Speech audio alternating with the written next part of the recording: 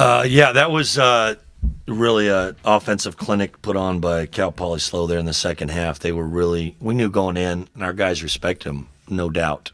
They've been knocking on the door against some really good programs on the road, and we played pretty well first half. I think they're a really old and well-conditioned team. I was concerned me that they were just able to compete so hard so for 40 minutes, and as the game wore on, they made some big plays. Hat tip to them and their coaching, the way they play. They're impressive. As far as us, we've got this that humbled us. I don't know, we're coming off a loss, but we've been pretty. I thought we made some improvements for this year, being defensively. And we took a big step backward, so hopefully we can bounce back Tuesday. Coach, how are you guys hoping to improve on the defensive end, and what are you going to work on? We're going to have to watch ourselves a little bit tomorrow on film, and we knew they're one of the fastest paced teams in the country, so they did put you on your heels right away. And I thought we did actually for what they do transition, we were okay. We really struggled guarding their penetration in the half court, and they can penetrate from all five spots. And that's whether it's man or zone, it put us in a pickle, and we were not prepared enough and weren't good enough executing, trying to keep those guys in front, keep them out of the lane.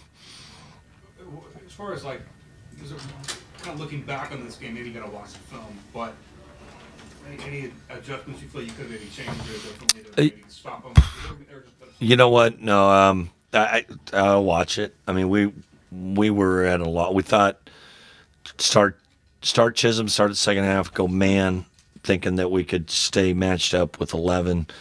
That didn't work out well. Went back to zone, and they were able to. It wasn't the three. They were just made some big plays against our man end zone. I probably it was tough. I probably should have gone Jaylen Thompson a little more, and Anthony maybe just provide some depth there and keep some bodies on there. But we couldn't get away from them, and then we got down, that's right. Maybe I got to trust them a little more. That would help. But it was nice to see Chisholm played better, and did some good things out there. So. We'll keep looking there, but if I had to look back, I wish maybe we'd played some more depth there or been better defensively. Some way to be better, get some stops. Coach, so you started Cameron tonight, but only he got 12 minutes, whereas Chisholm got 25. So talk to me a little bit about that. Chisholm played better, and like I said, the matchups were better. Like he's better at guarding, keeping guys in front, guarding out on the perimeter, and like I said, they put you in a pickle. They really can. Like NBA teams, they can their dribble drive, 5-out spacing can put those guys in a pickle that we can't even simulate. We don't have our guys in practice really in those situations as much. We work on a lot, but they're very effective that way. So disappointing that we couldn't find some other guys to guard there. Just talk about, I'm not sure how to say it, number 11. Just talk about Kuntz. What he does kind of so well and what makes him guard. Yeah, he's just really good athlete, well conditioned, very skilled, downhill player. He's just good. We knew that going in. That was the best player, and it was a tough matchup because he's really their biggest starter. And the way they started, and it's like we put Ozai on him, and Ozai's a little dinged up, and then we had Jaylen on him. And he made some tough shots, but I thought there's a couple soft hands that we should have been able to contest better, but just disappointing that we didn't do a better job there. You had Gieler coming off the bench today, but he gave 33, 17 points, 3 threes. Just talk to me a little bit about that. It was good for him to get a bounce back. Had struggled the last couple games, and just said, "Hey Benny, you got to keep your swagger back, man. Just play the way you're capable. You've been too good. You work too hard." And it was nice to see him make a nice step forward. And he gave us a big lift, and just hate that we squandered his effort and just couldn't do a better job.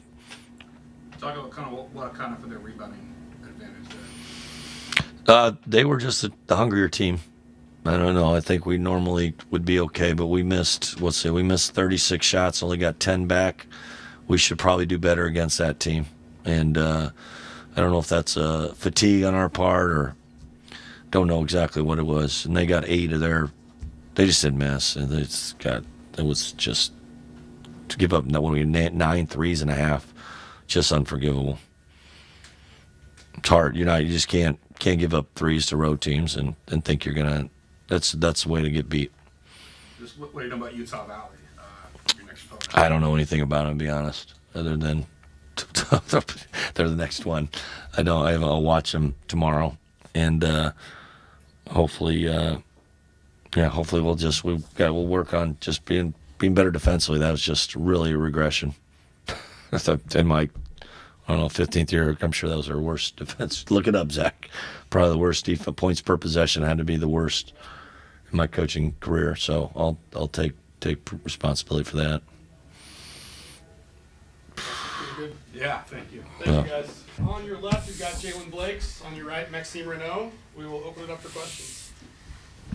Yeah, so just kind of obviously not the way that you guys wanted to have this one go. Just kind of what, I guess, went wrong. Yeah. They play very fast. They can shoot the ball really well. They hit 12 threes, and it's hard to beat a team when they hit 12 threes, and we couldn't get stops. So I think a lot of it was just we couldn't get stops, and when a team scores 97 points on the road, it's not good. Cal Poly has not very much size. It plays like a lot of guards, a lot of threes and quick ball. Like, how did you plan to attack that different style of offense and defense? Well, it's supposed to be kind of the same thing. I should be a better presence inside, which I was not today, especially on the rebounding end. As you mentioned, they're way smaller than us, and yet they out-rebounded us by 4 rebounds. So that's a lot on me. And the game plan was just to keep playing the way we've been playing. Hard defense, trying to attack inside out. We did not manage to do neither of those. So got to do better on both ends. Yeah, just talk about you guys were up. I'm not sure how much at halftime, but what was the major difference between first half and second half? We did not get stops. We often talk about kills, which is getting 3 stops in a row. Our goal is usually to get 6 a games. We had 3 in the first half. We're in good pace, 2 or 3, I forgot. And we got 9 in the second half. They scored 60. That's probably like the worst defensive second half we've had in my 4 years here. So obviously they made a ton of threes. They made a ton of tough shots. Number 11 had like 30. Number 40 had 21. I mean, they're great players too, but we got to own it. We got to get more rebounds. We got to get more stops. And we got to play harder. They were the more conditioned team. They were the tougher team. So it's on us to control that. So later in the game, with a few minutes left, they hit a couple of big threes. I believe a timeout. Just what was coach telling you guys?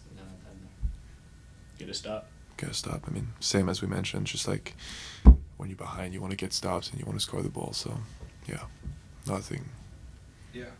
Kind of what's the key to kind of bouncing back from you guys lost to Grand Canyon, tough close game, you lost this one. What's kind of the key to making sure you guys bounce back from this one come Tuesday night? Put it behind us. Don't dwell on the past. Same thing when we were 6-0. Don't dwell on the past. Move forward.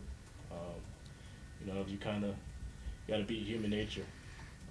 That's what we have to do as a team is beat human nature. Human nature will tell you to sulk after 2 losses in a row, but for us, we have a lot of season left, and we have to move forward and use this as a motivation tool and a lesson.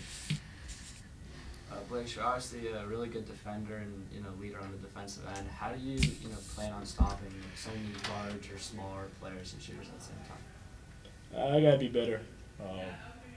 Gotta take on that hat.